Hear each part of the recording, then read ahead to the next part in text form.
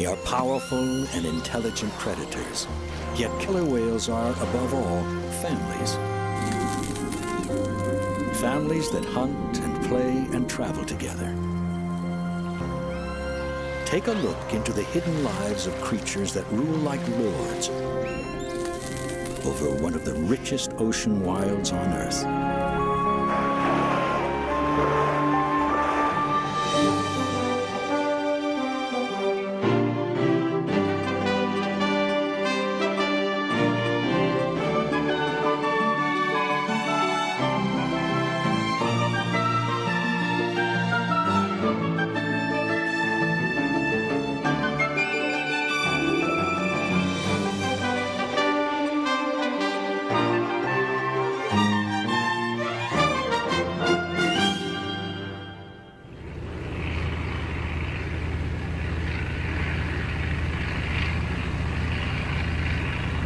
The journey is an attempt to peer with a camera into a hidden kingdom of killer whales in the Pacific Northwest. A longtime goal of diver and filmmaker Theodore Pitcairn. His destination is an area inhabited by about 300 killer whales in the straits between the British Columbia mainland and Vancouver Island.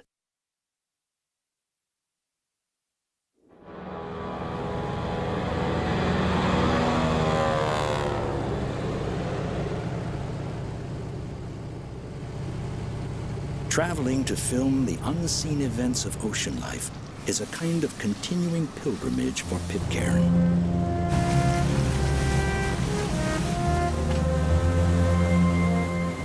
I've come to appreciate that every place in the ocean has its own enchanting qualities. Here we enter a world of cold beauty, of ice, mist, and fog. We've come here not only to film killer whales, but the ocean wilds in which they live. I'm curious to learn what makes this ocean habitat so special that hundreds of orcas congregate here.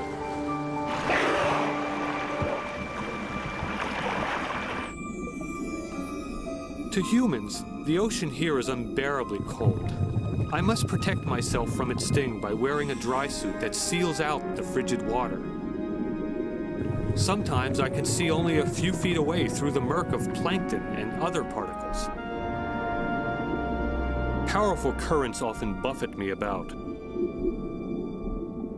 These cold water winds blow constantly through the kelp forest of the bottom, so that the realm of the killer whale seems like a place invented by animators who can make plants seem like a troupe of dancers.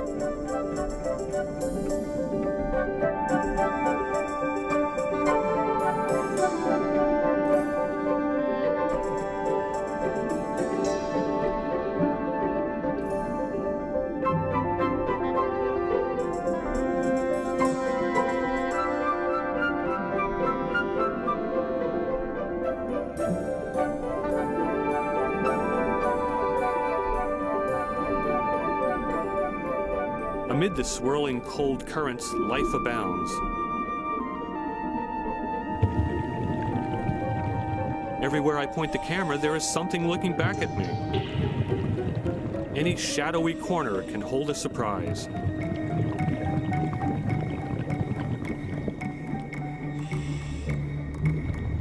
Curiosity is not limited to our species.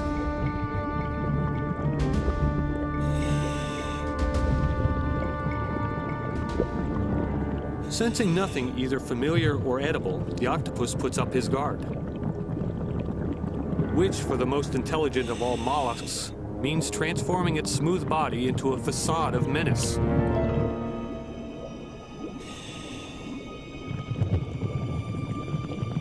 I know from experience it's not likely to attack something as large as me. It's just trying to look as fierce as possible.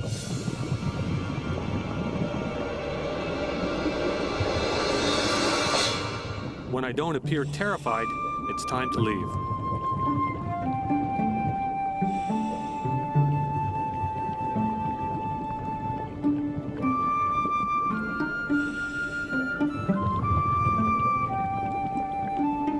For good measure, he appears to booby-trap my path with a sunflower star. perhaps thinking that this predator, feared by other bottom creatures, will also intimidate me. To avoid frightening the octopus, Pitcairn moves off in a different direction, only to come upon another strange creature.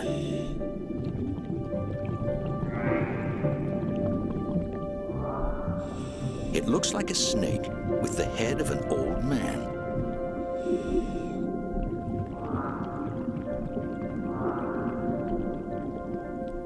Its name, the wolf eel, suggests ferociousness, and its powerful jaws can crush spiny urchins.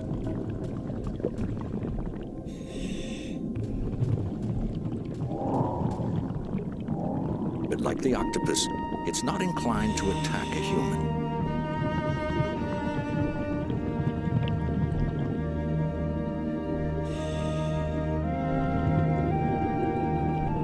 The wolf-eel pair pay Pitcairn little notice, preoccupied more with courtship and their version of nuzzling.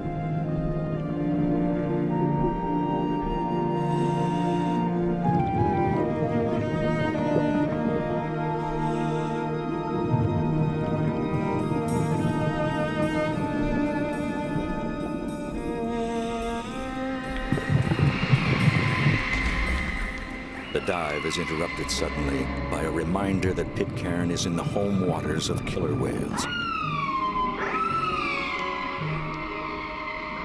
which are often heard before they're seen. Through the murk of the sea, they've detected my presence, and at first seemed curious. But one look and they're satisfied. They return to the middle of the strait and go on about their business. Maybe they just prefer their own company.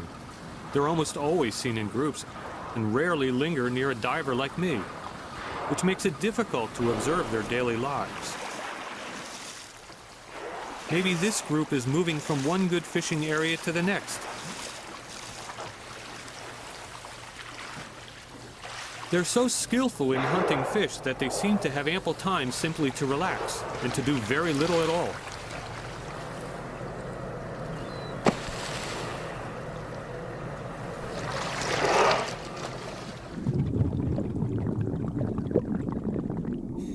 Other creatures in the killer whale realm below must survive by eating organic matter blowing by in the endless currents. Like this nudibranch, a kind of snail without a shell, each invents its own way of capturing morsels of food. Sweeping the water with its umbrella-like bonnet, the hooded nudibranch acts like a fisherman, casting a net to catch passing plankton.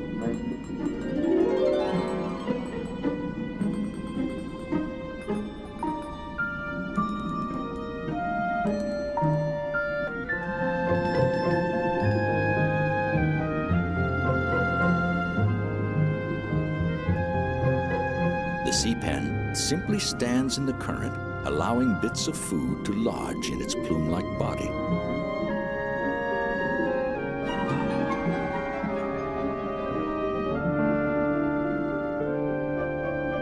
The basket star, an animal that looks like a small bush in winter, snags passing food with its branches.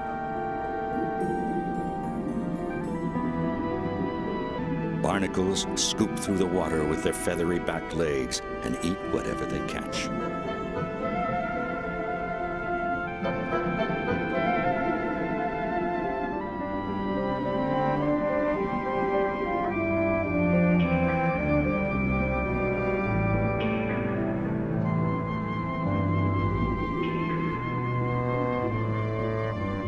Sometimes the underwater breezes deliver a windfall.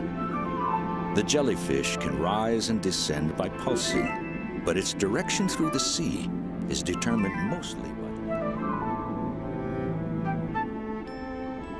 the... Pretty as a flower, the tentacles of the anemone are not only sticky, but armed with powerful stinging cells. It's a sitting predator, awaiting whatever the currents might send in its direction. The jellyfish may have traveled hundreds of miles to get here, but once in the grasp of an enemy, its journey is over.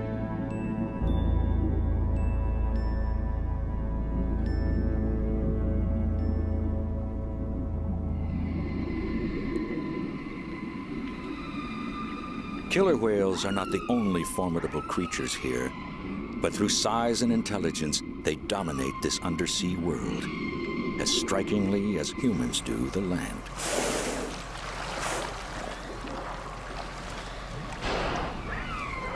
To better understand them, Pitcairn seeks out someone who knows them intimately.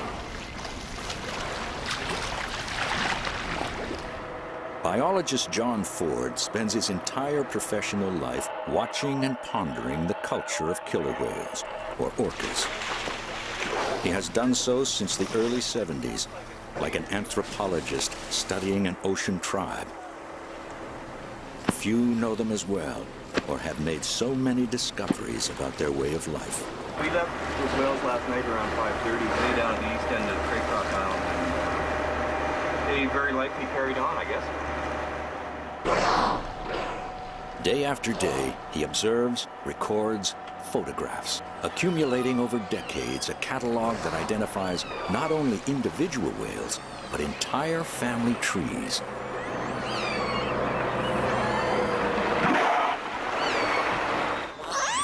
The calls of the whales are often loud enough to be heard from a boat, and Ford has learned to pay special attention to these sounds.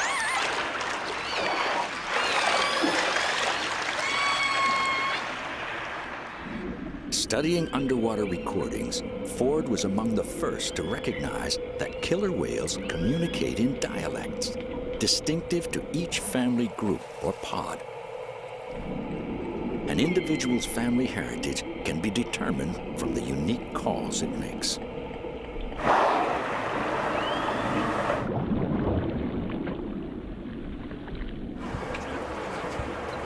To catalog the identity of every individual whale he encounters, Ford records distinguishing characteristics and assigns both names and numbers.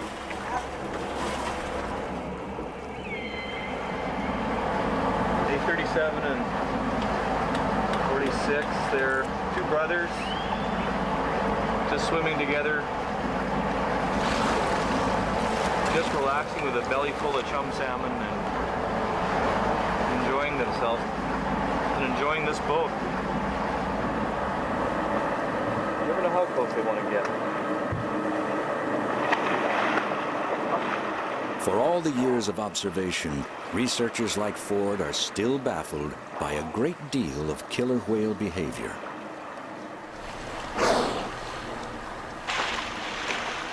The whale that was flipper slapping and tail slapping and following us along there is A64 schooner, just a juvenile.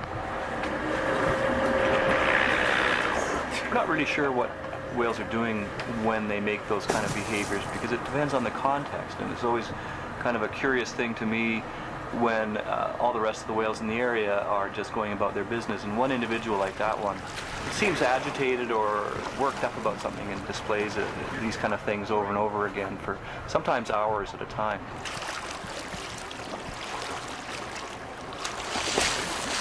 Because monitoring from a boat is limited by weather, Ford has installed a permanent sound monitoring system. Linked to a transmitter, it broadcasts continuously to his office. The world's first all-killer whale radio station. This is the live signal from the Robson Bight area coming down to the Vancouver Aquarium here by a high-quality digital line. So we're listening as if we were in our little boat with a hydrophone at Robson Bight, but instead we're down here 200 miles to the south, listening live. This is actually a catalog of the calls that the whales make, so we can match up the patterns this way. So when it goes like that is an N4 call. Young animals that are born into the pod learn those unique family dialects their vocal dialects represent kind of a family acoustic badge that identify the pod and help to keep the integrity and the identity of the pod together.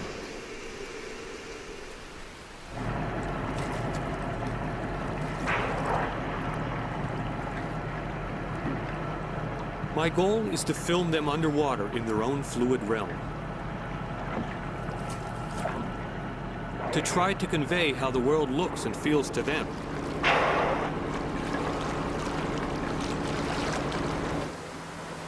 While they don't seem to like swimming close to divers, they often like to be near boats. So we experiment with a camera suspended on a pole, hoping to get some close-up views of these wary creatures.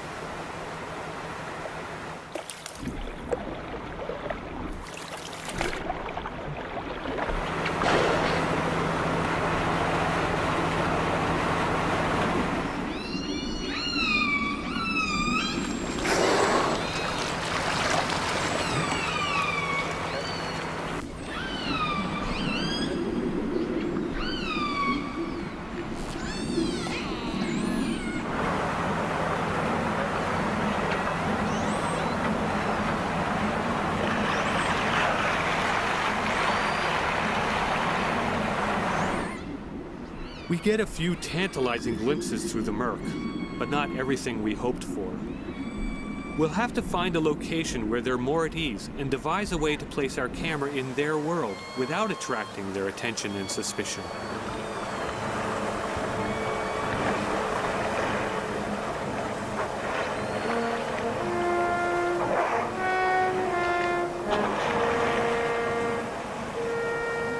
As the camera team deliberates over how best to film killer whales, an immense change is underway in the kingdom the whales rule beneath the surface. Spring arrives in this world of shadows and ghostly white anemones, marked by the appearance of strange matter adrift in the currents. It's the stuff of life, and it's everywhere. A female sea cucumber prepares to launch a bundle of eggs. Nearby, a male has begun to eject sperm.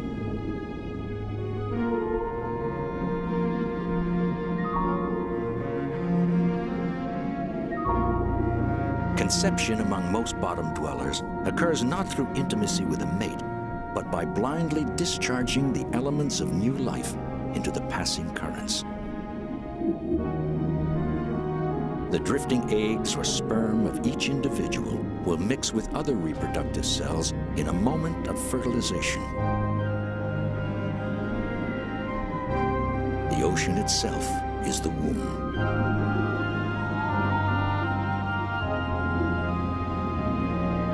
Throughout the coastal seas, creatures of the ocean floor cast the seeds of their next generation into the liquid breezes.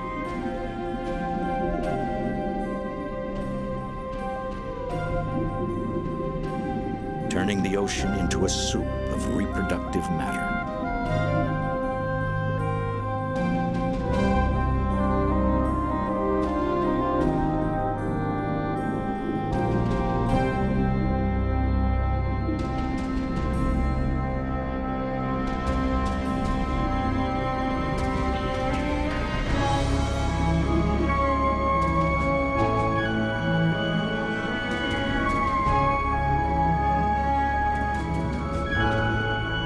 But a great percentage of the spawn sent off by creatures like the slime sea star is likely to be intercepted. Filter feeders, the seeds of new life are just another kind of food to pluck from the currents.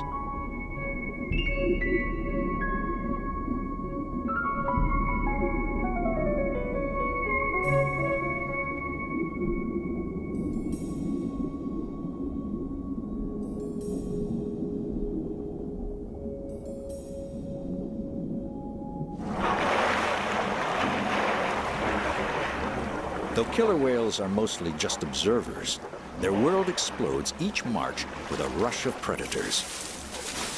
Dolphins, harbor seals, seabirds, and sea lions, all attracted to a massive spawning event that overshadows those of the bottom dwellers. Tens of millions of herrings stream from the open Pacific toward the British Columbia shoreline to spawn. To get there, they must make it through a gauntlet of carnivores.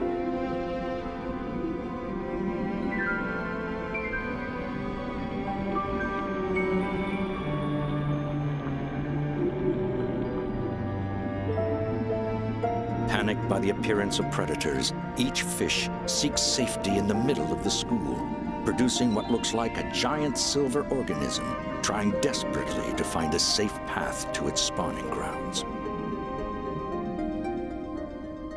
I encounter so many things in the sea that could not occur on land. In the dense embrace of water, 1,000 weightless creatures whirl and dart side by side, like an artwork come to life. I drift beneath it mesmerized. The local people call it simply a fishbowl, belying the elegant symmetry and beauty of what I see down here.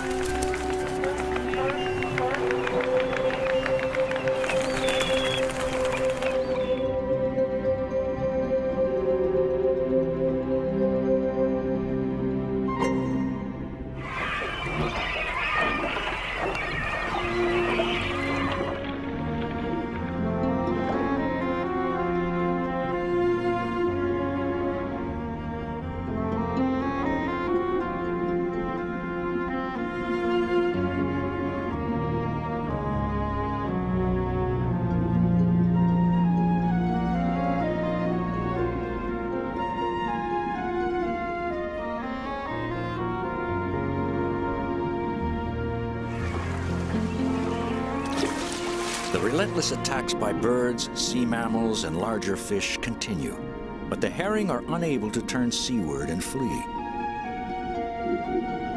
Programmed by their genes to spawn, they have no alternative but to push onward to the shallows. The assault from above escalates. In these shallow waters, there's no place to hide. Gulls wait at the surface. Murres and cormorants dive deep enough to strike from the sides and below.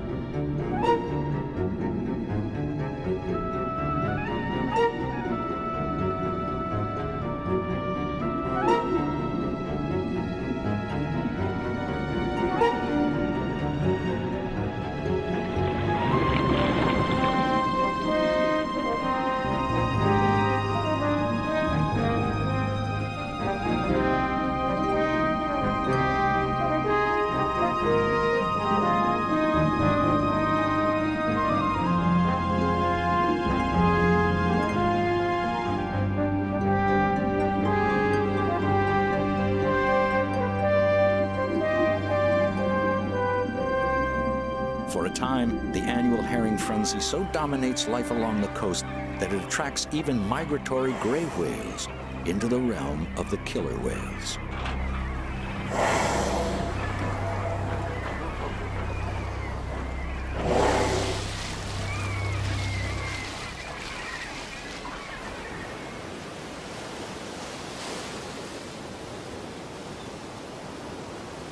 Among the patches of sea foam fringing the shore, another kind of white phenomenon appears, signaling that throngs of male herrings have begun to disperse their sperm into the sea. In places, the shallows turn milk white.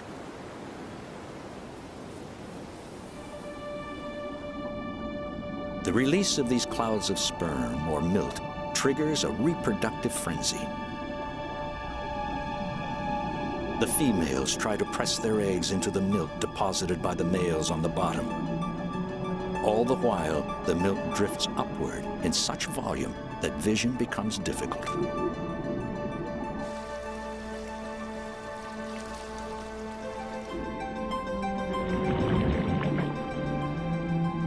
A single female can produce 25,000 eggs.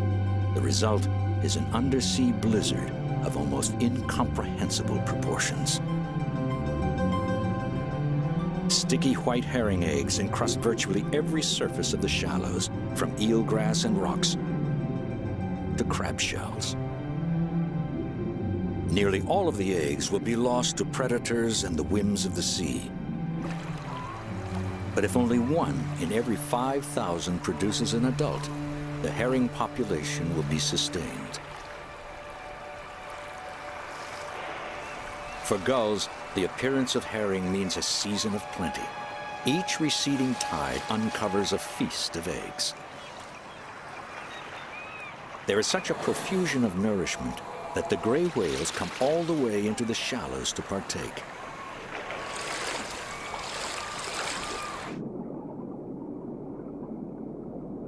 Raking the eelgrass with its baleen plates, one of the largest creatures in the sea feeds on eggs the size of birdseed.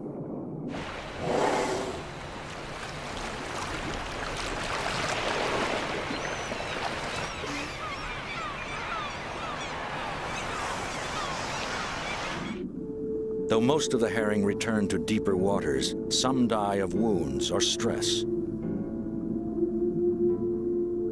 The sunflower star takes care of those left behind.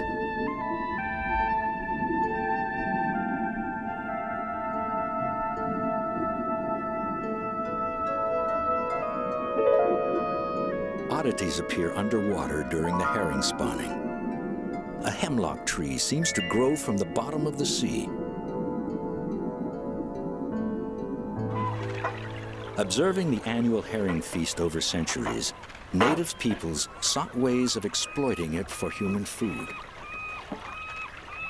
They discovered that spawning herring were attracted to hemlock for some reason. Along the west coast of Vancouver Island, the Hesquiot tribe still harvests eggs deposited on the hemlock branches they set up early each spring in advance of the spawning.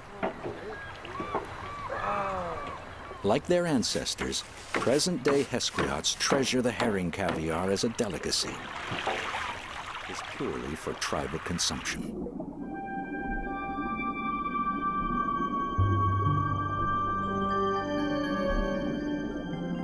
But a taste for herring eggs is not limited to native people here. In another cove, spawning herring pass among kelp fronds strung artificially on lines. The Ahusat and Toquat peoples of Vancouver Island have modified their traditional herring harvests to take advantage of the great demand for herring eggs elsewhere. In Japan, herring roe is a delicacy that commands high prices. The tribes, and some non-native fishermen as well, catch schools of herring using fishing nets, then transfer them into netted enclosures where they spawn on the kelp fronds.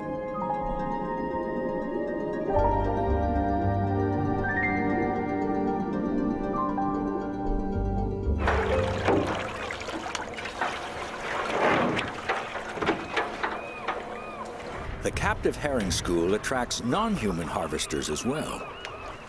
River otters descend from nearby streams to fill their bellies with herring.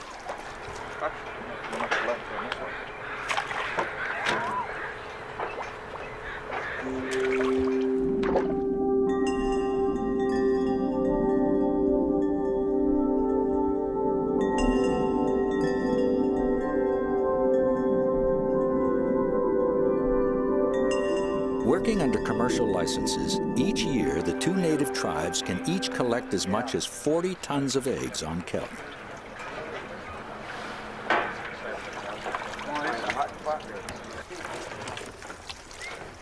What is merely food for otters is big business for humans. Such commercial harvests can be worth millions of dollars.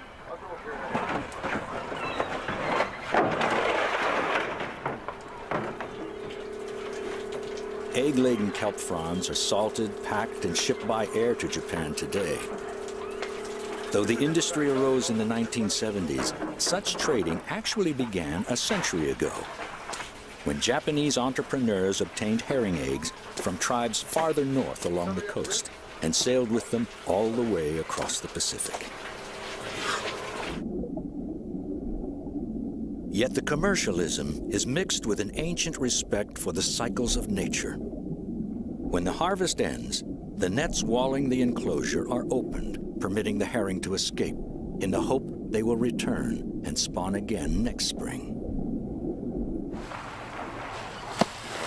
Though killer whales nibble at the spawning schools, herring make up less than 5% of their diet. They are awaiting a spawning event still to come that will bring their favorite prey into these waters.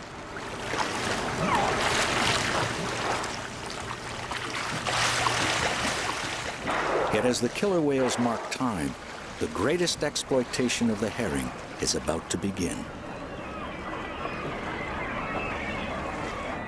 It dwarfs the hunting by ocean animals and the harvesting by natives. In Vancouver Island harbors, commercial fishing boats await the start of a different kind of herring frenzy. Attention Gulf of Georgia herring seine fleet. This is the Fisheries Patrol Vessel Chilco Post. The herring seine fishery will commence immediately. Only licensed fishing The opening of the herring season is the beginning of an ocean gold rush. To prevent overfishing, authorities stringently limit the commercial herring season, often to only a single day each year. Sometimes to only 1 hour. 1 hour in which many fishermen must haul in most of their fishing income for the entire year.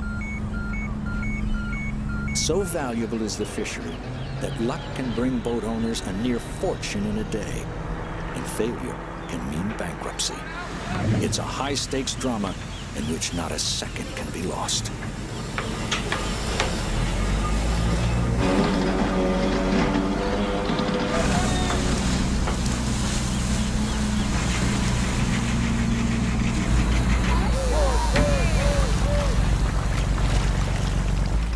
After racing to find a school using sonar, they must quickly encircle it with a seine net.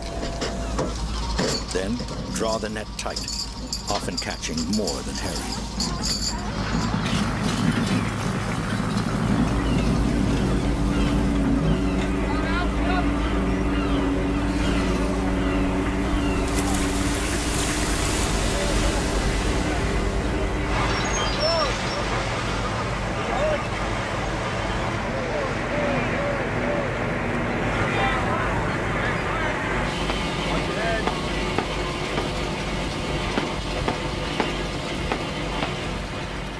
Making money on herring requires spending it. A seiner and its complement of equipment can cost $1.5 million.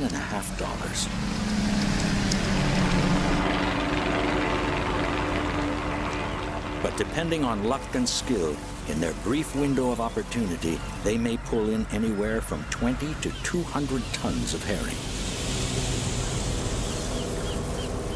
The only market is Japan, and prices fluctuate with the Japanese economy. There have been years when a catch of a single boat brought in $250,000. An unintended catch of large mammals can mean damaged nets and panicked animals.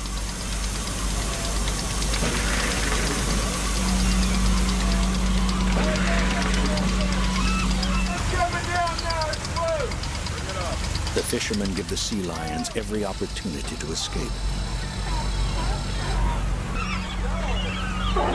And one by one, they all do.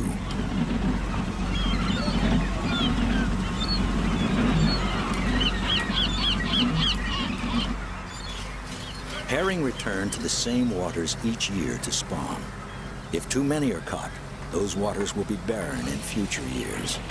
Already, some areas no longer support a fishery, and there are debates over whether the herring population is being jeopardized by too much fishing.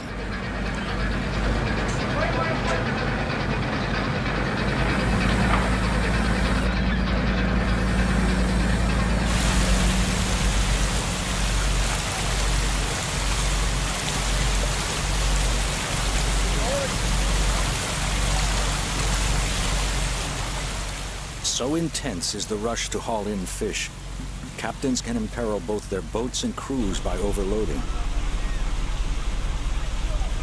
Even large vessels can be overturned by 200 tons of fish in their net.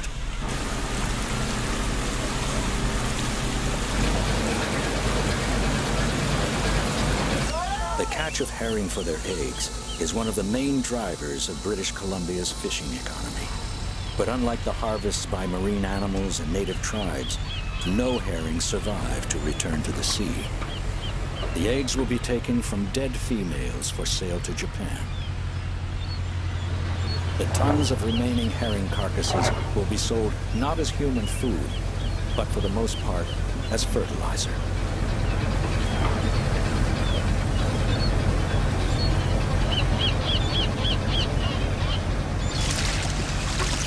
As spring turns to summer, the flood of life awaited by the killer whales approaches from the open sea.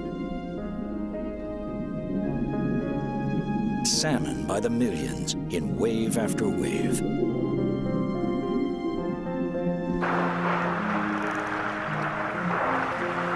The killer whales residing along this coast prefer salmon above all other foods. To catch them, pod members spread out and comb the area like high-frequency clicks that echo off objects in the sea, giving them an acoustic means of detecting their prey through murky waters.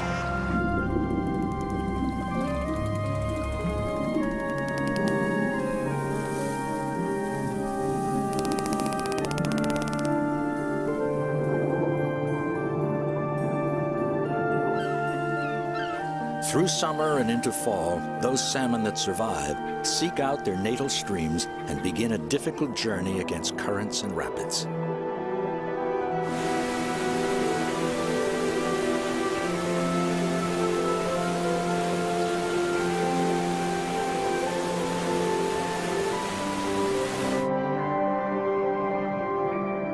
Having survived killer whales, they now meet a terrestrial equivalent. But survival is not their purpose. After spawning, all the salmon will die. Adult grizzlies and their cubs shun the dead fish in search of those still alive. In the meantime, they snack on the salmon eggs littering the bottom.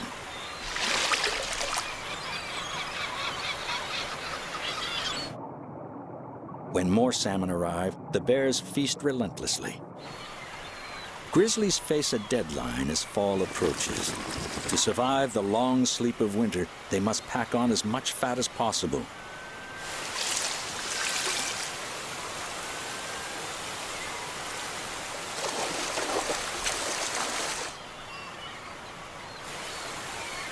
Some gain 300 pounds or more, most of the weight coming from long days of eating salmon.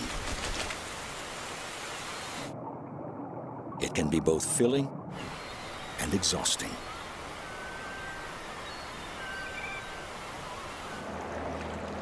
For John Ford, salmon season provides an opportunity to learn more about killer whale feeding techniques and preferences. An experienced eye sees a capture in a quick lunge. Time has shown that the killer whales hunt all 6 of the salmon species found here. It looked to me like a chum, about the right size. And it was quite a prolonged chase there, huh?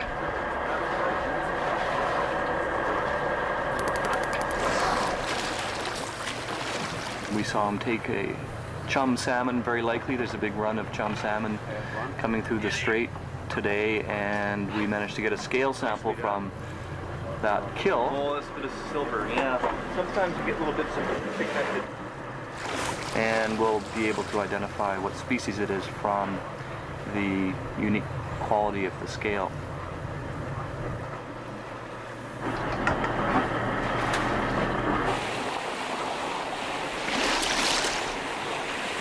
As if from nowhere, a pack of white-sided dolphins appears, interrupting the killer whale hunt.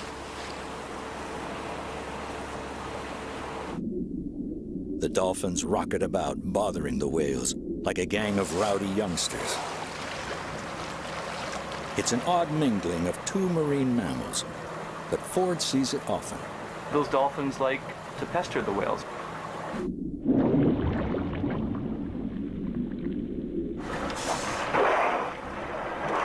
And we see them doing it to humpback whales as well, where they will chase them around and smack them with their tails and just generally be kind of pesky for whatever reason.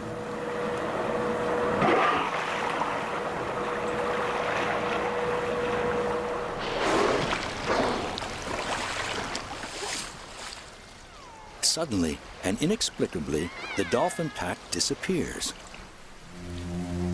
Other sea mammals in the vicinity seem to be on alert, as if some kind of menace approaches.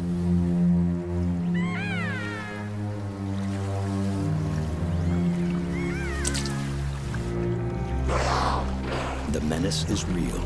A pack of aggressive killer whales passes through, driving harbor seals ashore. More nomadic than the resident whales of the region and traveling in smaller families, these transients also prefer the meat of sea lions and dolphins to fish. Distinguished by tall, pointed dorsal fins, these mammal eaters don't seem to mingle with their fish-eating cousins.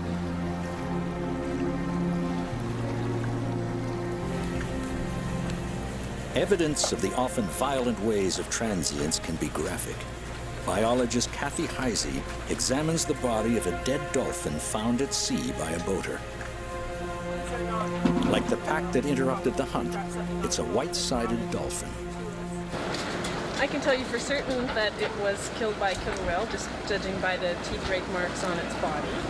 And whether it was killed by transient killer whales or resident killer whales, I can't tell you, but my guess is it's transients because they're the only ones that we've seen fatally attacking animals. And what's surprising to me is that they didn't eat it because they obviously injured it and perhaps played with it even for a while after they killed it, just judging by the different types of rake marks that are on its body. They're all at different angles and they're all quite deep.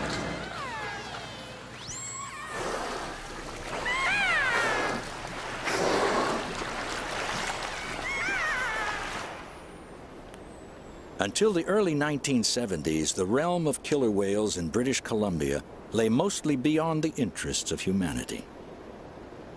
But the curiosity of scientists and filmmakers has since fueled a popular fascination with these intelligent creatures. People come from around the world hoping to catch a glimpse of wild orcas. Identification catalogs enable them to learn the name and family history of the creatures they watch. Some learn for the first time that the swimmers before them are traveling families whose social relationships are among the most complex of any mammals on Earth.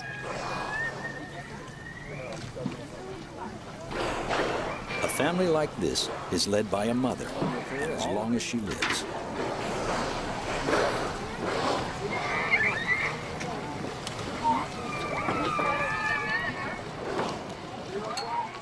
Approaching the boat is not just a juvenile whale, but someone's daughter, sister, granddaughter. That's amazing! Oh my God! Oh my God!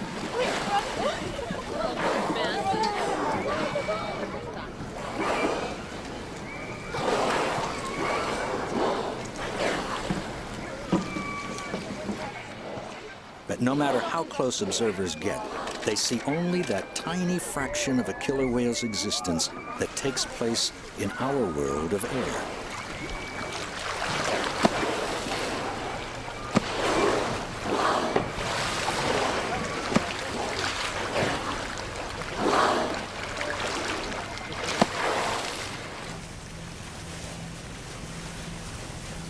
Pitcairn and his friends have devised a plan to peer, at least briefly, into the hidden part of killer whale existence by going where other visitors cannot.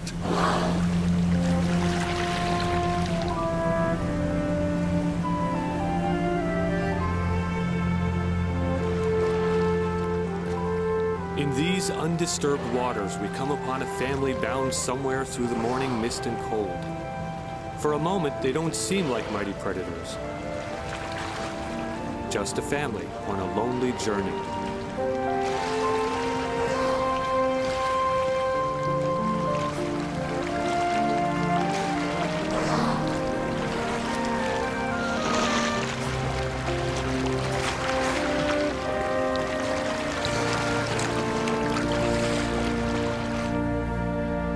Pitcairn's destination appears unremarkable. A beach covered by a bed of smooth pebbles that extends out into the shallows. But in fact, it's a special place where killer whales may let down their guard. In hopes of capturing a few moments of killer whale behavior here, the team arrives with an arsenal of equipment. Yeah, right.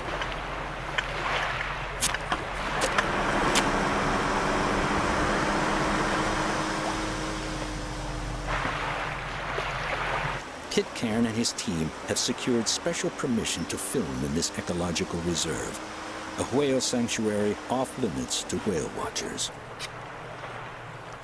To avoid disturbing the whales, no diver will enter the water, only a remotely controlled camera. The underwater cameraman must learn to practice his craft sitting on dry land before a miniature steering wheel.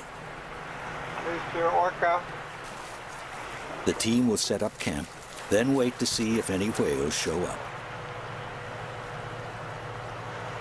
As they prepare, killer whale sounds arise just offshore, an auspicious sign. They toss a hydrofoam into the water.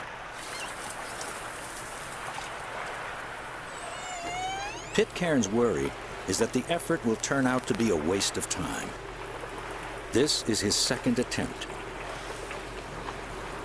The previous year, the team waited 3 weeks and no whales ever showed up.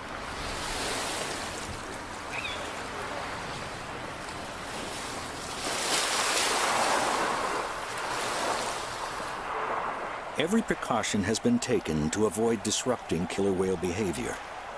But there is no way to know if the wary animals will shy away, even from an untended camera.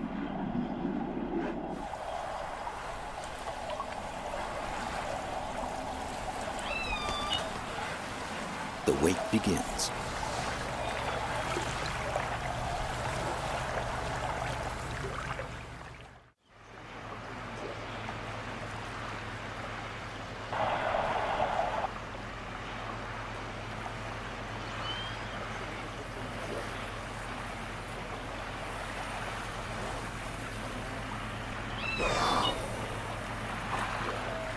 On only the second day, they sight a killer whale family rounding the point, headed toward them.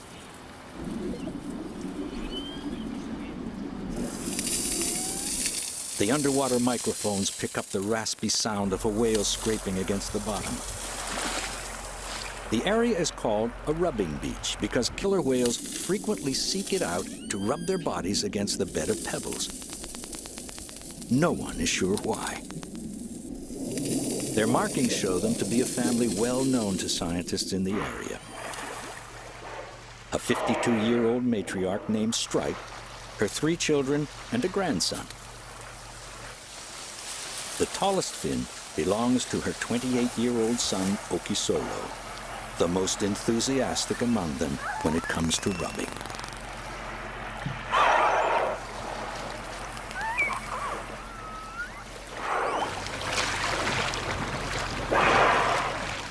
Her 18-year-old daughter, Ripple, has a 2-year-old son of her own, Midsummer, who seems reluctant to rub, but follows his mother when she makes a pass across the bottom.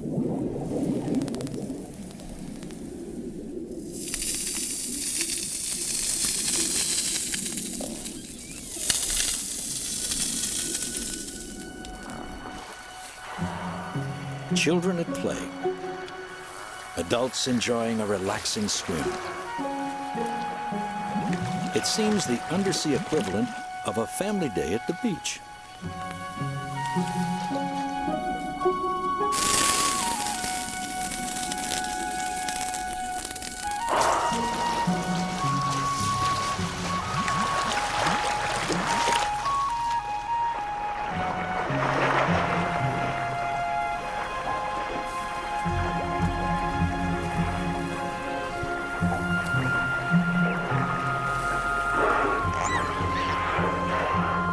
Though Stripe also rubs occasionally, the matriarch stays close to her grandson and youngest son, 7-year-old Fife.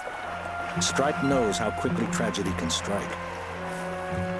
Over the years, she has lost 3 of her young.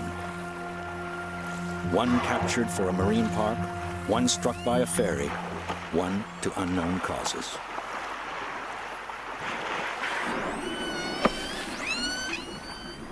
Little Midsummer continues to frolic off the beach, but he won't dare descend to rub the bottom.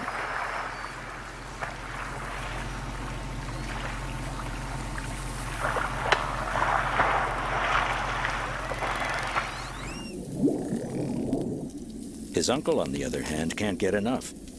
An adult male like Okisolo may have fathered young of his own, but they remain with their mothers in other family groups.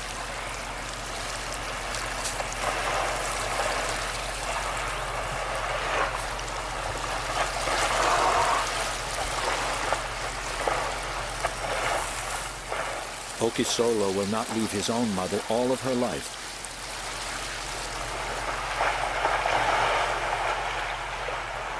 Some males simply disappear when their mother dies. No killer whales in the world, other than the 200 living around northern Vancouver Island, are known to rub like this.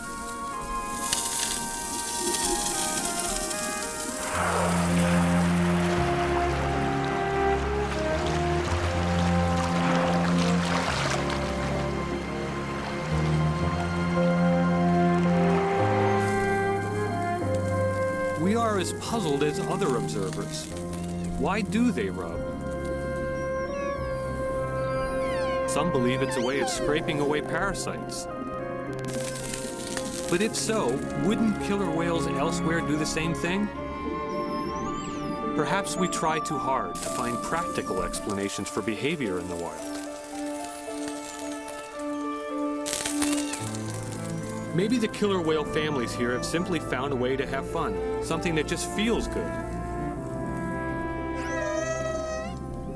And across generations, they've passed on this little tradition of pleasure and the whereabouts of these pebble beaches. It's their secret.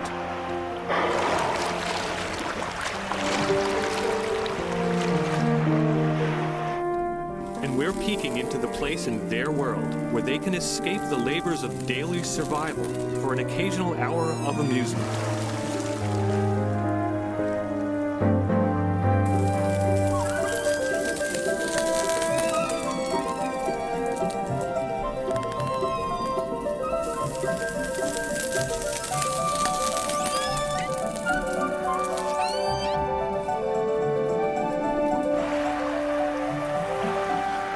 As the others watch from offshore, Okisolo returns for one last rub.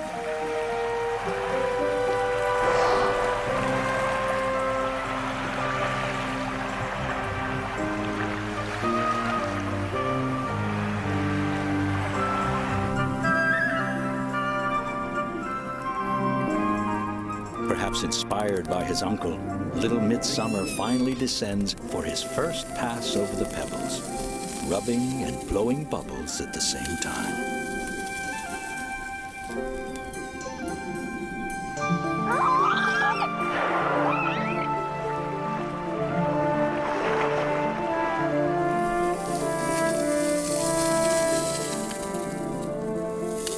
Watching their last pass across the stones, I'm reminded yet again that we can't really comprehend the minds of creatures who dwell in a liquid world, so different from our own. And yet we share with them the concerns of parenthood and the devotion to family, and maybe also a need for sheer fun. At least that's what I would like to believe. It is one thing to observe anonymous animals in the wild, quite another to know them by name, to know their ways of relaxing, to know even their family tragedies. As they leave, they no longer seem to us strangers in an alien realm, but a family heading home from the diversions of a summer afternoon.